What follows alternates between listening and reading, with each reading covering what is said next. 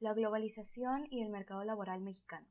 México, al integrarse a la economía mundial, ha motivado a las empresas a modernizarse y expandirse, lo que permite que el comercio internacional aumente y de la misma forma también lo hagan los empleos. Desde la crisis del efecto tequila en el 94, cuando miles de negocios estaban endeudados y los inversionistas extranjeros se retiraban del país, como lo vimos anteriormente, el sector más dinámico ha sido el de la exportación, pero aún así el aumento poblacional ha hecho que el desempleo y los trabajos informales aumenten. Se puede decir que existen muchas vacantes que no son ocupadas debido a que las empresas exigen una muy alta preparación y los aspirantes en su mayoría no califican. Además, otorgar empleo se vuelve difícil, porque la legislación laboral es incompatible con la economía global a la que México se integra. Las empresas prefieren contratar por horas debido a que resulta muy caro contratar y despedir formalmente a un empleado, lo que ocasiona que los trabajadores estén inseguros acerca de su permanencia laboral, al contrario de otros países que cuentan con un seguro para estos casos. Para conseguir adaptarse a la globalización, se debe de aumentar la productividad, disminuir el costo de contratación y despido, crear algún tipo de seguro y, por último, capacitar constantemente a los empleados, ya que como hablamos en un tema anterior, actualmente el uso de la tecnología es un factor clave para las profesiones en un entorno global. Los efectos negativos de la globalización sí pueden ser revertidos, pero solo si las grandes empresas y los gobiernos empiezan a escuchar a la sociedad, que ahora, gracias también a la globalización, su calidad de vida ha mejorado y pueden comunicarse más eficientemente. Para hacer un cambio solo se necesita una nueva perspectiva por parte de los gobiernos. La globalización, hablando en términos de la política, es el proceso por el cual se crean normativas que logran alcance mundial. Así, una gran parte de los países del mundo se comprometen a seguir ciertas directrices. Vista de otro modo, la globalización política es un fenómeno por el cual surgen mecanismos e instituciones internacionales, a las cuales cada vez deciden sumarse más naciones. Estas prometen entonces seguir determinadas normas, por ejemplo, en materia de respeto a los derechos humanos.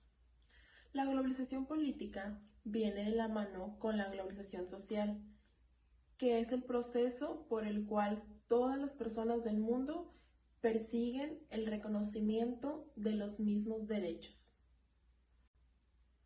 Asimismo, no debemos dejar de lado el papel clave de la tecnología, que hace posible la comunicación a distancia en tiempo real. Esto tiene un impacto en la globalización política, porque en caso de que un país incumpla, por ejemplo, sus compromisos internacionales, esto se difundirá al instante. Algunos ejemplos de la globalización política son la Organización de las Naciones Unidas, la ONU, la Organización Mundial de la Salud, la OMS, y por último, la Organización de Estados Americanos, la OEA. La globalización y el sistema financiero. Los efectos de la globalización son tan evidentes que se pueden notar tanto en el mercado de valores como en el sistema bancario. México destaca entre los mercados emergentes porque hay un valor operado que circula igual o mayor fuera del país que en los mercados mexicanos.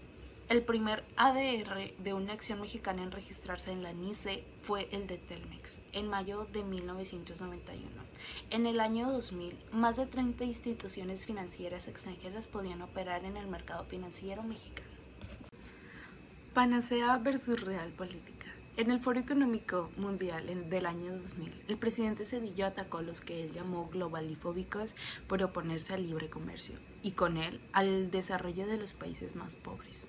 En esa ocasión, Zedillo criticó, entre otros, a los sindicalistas norteamericanos que sistemáticamente se han opuesto al TLCAN por considerar que este ha ocasionado la migración de fuentes de empleo de los Estados Unidos hacia México.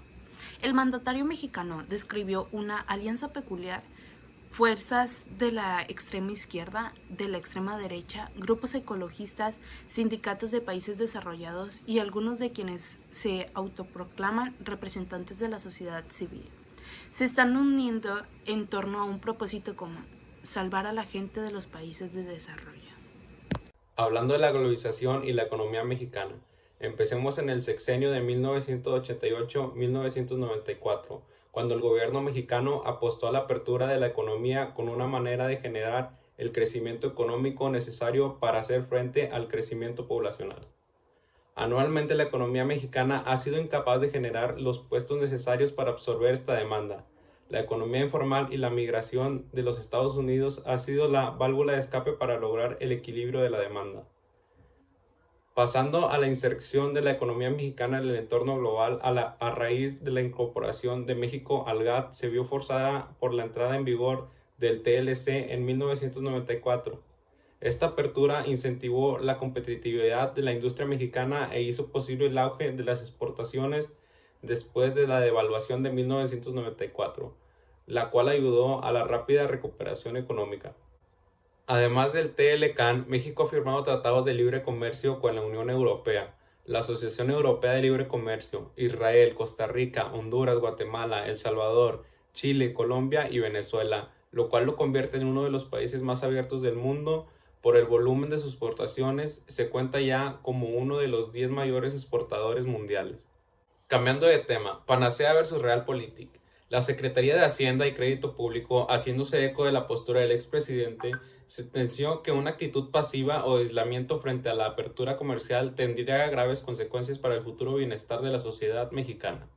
Para reforzar la defensa por el presidente de México, Ernesto Zedillo, el inicio de la globalización se establece hace mucho tiempo. México es y ha sido gran parte del proceso globalizador en el mundo. Cuando el Imperio Español llegó a México en 1492, México fue considerado el país más importante de este proceso. En 1982, México causó la crisis de la deuda de ese año. En los 80s, el ritmo de la globalización aumentó, por lo que México comenzó a aplicar políticas de privatización, liberación, entre otras. México y el proceso globalizador se fortalecieron con la creación del Tratado de Libre Comercio y su entrada a la OCDE en 1994. En ese mismo año, México originó una crisis financiera con la flotación del peso. Esta crisis se expandió a toda Latinoamérica y fue el antecedente de los efectos tequila, samba y vodka.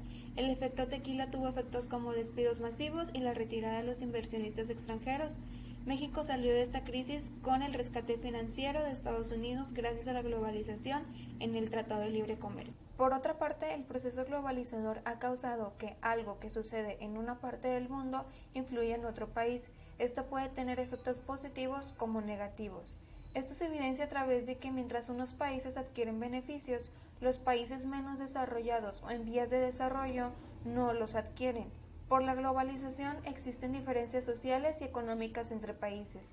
La globalización puede llevar a un país a la homogeneidad, en donde una cultura dominante influye en otra.